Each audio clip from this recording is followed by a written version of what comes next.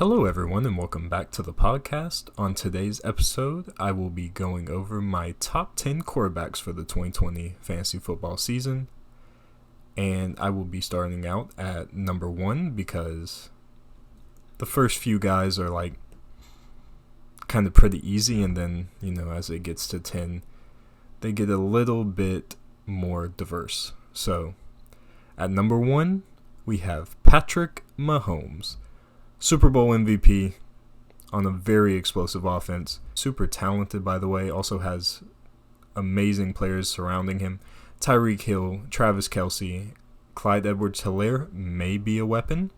Mecole Hardman, Sammy Watkins, just all of those guys. Even Damian Williams from time to time, he did great in the Super Bowl. Could be decent in some games next year.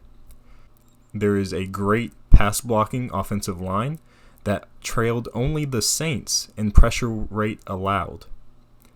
And he was the number 1 quarterback 2 years ago. The number 1 quarterback never repeats. He was number 7 last year, but he missed 2 games. Also had the Madden curse, by the way, which Lamar Jackson has now. But he averaged 20.5 points per game, which was also Russell Wilson's average, which made him the number 3 quarterback in average.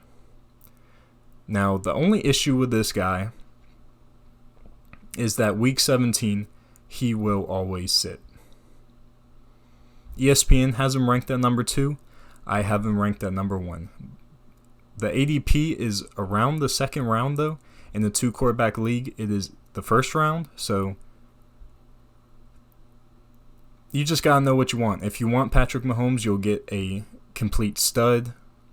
But is he worth the second round pick? I am not sure about that. Let's go into number 2. At number 2, I have Russell Wilson. The guy has been top 12 every year that he has been in the league. He has been top 5 4 out of those years. He has a great touchdown to interception ratio. Not as good as Patrick Mahomes' 5 touchdown to 1 interception ratio, but still pretty quality. Also get some value from his legs, which is pretty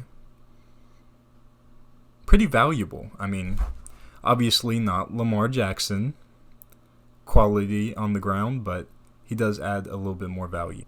There's a great running game with Chris Carson and Rashad Penny, and also Carlos Hyde is coming into town. Maybe he gets cut, maybe he plays and does pretty good, just depending on injury. DK Metcalf is going to take another step and maybe be a number 1 target for Russell Wilson. Tyler Lockett is still there. Will Dissly is coming back. And also there is the addition of Philip Dorsett. And I believe Dorsett can make a splash in Seattle because a decent deep ball catcher. And Russell Wilson has one of the best deep balls in the game. The only bad side that Russell Wilson has is the poor offensive line play. Pro Football Focus rated them number 27 last season, and he has always had offensive line woes. ESPN has him ranked at number 6, and I have him at number 2. I have him a lot higher. Now let's go on to number 3, and it is the MVP, Madden 21 cover winner, Lamar Jackson. The only reason why he is down this low is because the best quarterback in fantasy never repeats. I don't expect a hard regression, but there's no way 415 fantasy points with 1,200 yards rushing occurs again. It's just not going to happen. He's not going to break a record year after year. He is an extraordinary talent. I'm not going to lie about that. And he is behind a great offensive line. Also great weapons around him. He is just a perfect storm in Baltimore right now. But I don't know. I could see him get injured because he does take a lot of hits. Even though he can shimmy his way out of a ton of hits, he still takes a few of them. So I think he could get injured, and it kind of scares me whenever you give up a second rounder for a quarterback anyway, and I just don't know. ESPN has him ranked at number 1 in the ADP second round. I just can't get behind that. I really can't. There's so many great guys that are going so much later. Wait on quarterback. And at number 4, I have Deshaun Watson. The guy is just an incredible talent, throwing and rushing the ball. He is a great quarterback trying to get out of trouble, trying to extend the play, really kind of like Russell Wilson and Patrick Mahomes, great at extending the plays and really pulling plays just out of nowhere. You always think that he's sacked or something, and he just wiggles out of it, throws a touchdown. It makes it look easy. It's just crazy. He's been the number 4 guy the past 2 years, and I think he has a three-peat. He does lose his main threat, DeAndre Hopkins, to the Cardinals, and he still has a terrible O-line. But with Laramie Tunsil, it does get a little bit better after they acquired him. The line did improve just a little bit. But instead of DeAndre Hopkins, Brandon Cooks, Randall Cobb, and David Johnson come. So that's pretty helpful. And David Johnson has been written off by the Cardinals, written off by everybody. His ADP is just dropping. But he is a very capable back. He is a very capable pass-catching back at that. And I think he has a huge chip on his shoulder to ball out after the Arizona's boneheaded move. I don't understand that. The Texans had a boneheaded move too, giving away DeAndre Hopkins, probably one of the most untradeable guys on any team. I just don't understand that. But I think Watson is playing for a huge extension, and I think he balls out. ESPN has him ranked number 5. I have him at number 4. I think he three-peats the number 4 slot. And at number 5, I have Josh Allen. I had this guy as criminally undervalued last season. He has not run less than 500 yards and 8 touchdowns in the 2 years that he's been in the league. That's 90 fantasy points without even throwing the ball. That's almost 6 points a game just rushing. His touchdown to interception ratio has gotten better each season that he has been in the league progressively, so I hope it increases again because I love this guy. I truly do love this guy. He's a very young quarterback, so he will throw interceptions. He will take a lot of chances. So, could be kind of a boom-bust type of guy. But Devin Singletary, John Brown, Cole Beasley are returning. And also Stephon Diggs. Stephon Diggs, I have always been a fan of Stephon Diggs. When he was in Minnesota, I always thought he was misused, and I always thought he was incredible.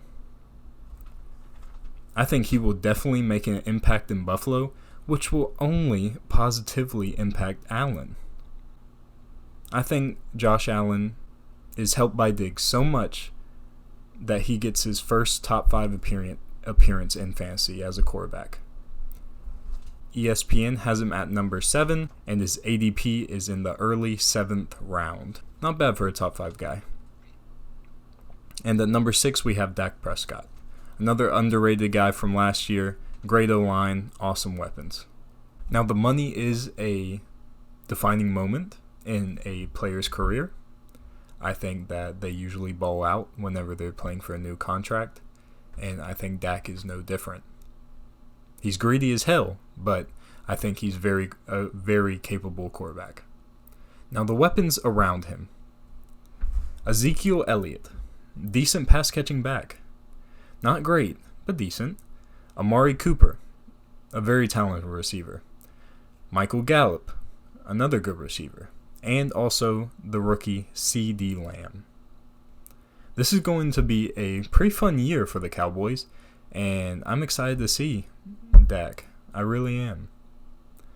ESPN has him at number 4, and he has never fallen out of the top 12 in his career, so I don't think he falls out now, especially with the weapons he has. At number 7, we have Kyler Murray, another dual-threat quarterback. Great player. 3,700 yards passing and 500 yards rushing. He was ranked number 8 last season. In this offense, he has a huge ceiling. But I just don't know about the poor O-line and the strange run game and the different out-of-the-box coaching. DeAndre Hopkins coming into town eases my worries a lot, as he is, absolutely incredible. But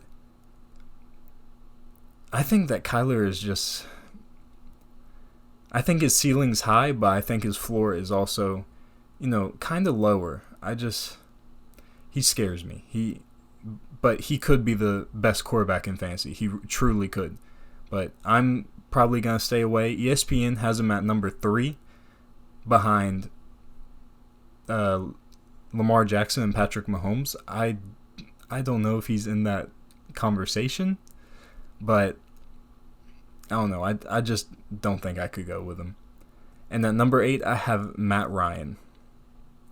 The first non-mobile quarterback makes the list. And the reason for this guy being here is the incredible surrounding cast. He's a good player, no doubt. He really is. In a good scheme. And he throws, like 600 passing attempts every year. His O-line is rated in the bottom half of the league. But with weapons like Julio, Calvin Ridley, and also the new arrivals of Hayden Hurst and Todd Gurley. There's just so many weapons that Matt Ryan doesn't really have to have an incredible O-line to get the ball out to those weapons. I mean, they're going to be open. It should be a really fun year for the Falcons offense. I'm really excited to see this. ESPN ranks him at number 9, and he came in 11 last year and number 2 years ago. I believe he splits the difference and comes around near 8. Talented player in a good situation. And at number 9, we have a wild card. And it is Ryan Tannehill. His time in Miami was a mulligan. Just ignore all of his time in Miami. Just like ignore all the time Kenyon Drake had in Miami, also ignore all the time Lamar Miller had in Miami. Ignore all the time Minkah Fitzpatrick had in Miami. The organization is just bad. They are making improvements, but still bad. Let's look at the last 10 games that he started for the Titans in the regular season. The guy was able to average 21.7 fantasy points per game. And as I said earlier, Russell Wilson and Patrick Mahomes at number 3 averaged 20.5. I'm not saying he's going to light the world on fire again behind that decent offensive line and on the shoulders of Derrick Henry's amazing running attack. But he got a contract for a reason. And he will produce numbers. He really will. Against stacked boxes, you're not really having to dot up the defense. A.J. Brown will progress some more, and I think he will be a very good target for Ryan Tannehill. They say Derrick Henry's carries will be less than he had last season, and that should bode well for Ryan Tannehill. He's still throwing against stacked boxes, which is beautiful for a quarterback. ESPN has him ranked at number 17. I have him ranked number 9. And he has an ADP of the 13th round. I mean, come on. That's hardly any draft stock given up for this guy. And he has the potential to be top 10. So, definitely give it up for him. At number 10, we have the GOAT, Tom Brady, in the new place. I think he has a chip on his shoulder. I think he wants to prove everyone that he can have success anywhere, and he is not a system-based quarterback. He comes to a very solid offense with Bruce Arians at the helm. The offensive line was ranked 7th last season, and then what do they do this offseason? They add Tristan Wirfs with the 13th pick, which was a borderline steal that low. Joining him in Tampa is Rob Gronkowski. to add on to Mike Evans, Chris Godwin, O.J. Howard, and Ronald Jones. Cameron Brate's even still in the mix. I think the 42-year-old still has a top 10 season in him. A feat he has not gotten since 2017. ESPN has him at 8 with an ADP of round 11.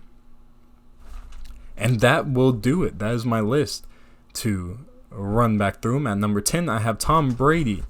Gonna be good in that Bucs offense. Number 9, Ryan Tannehill. He throws against stacked boxes.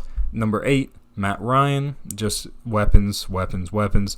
Number 7, Kyler Murray. Weapons, weapons, weapons. Number 6, weapons, weapons, weapons. Dak Prescott, the epitome of weapons, weapons, weapons.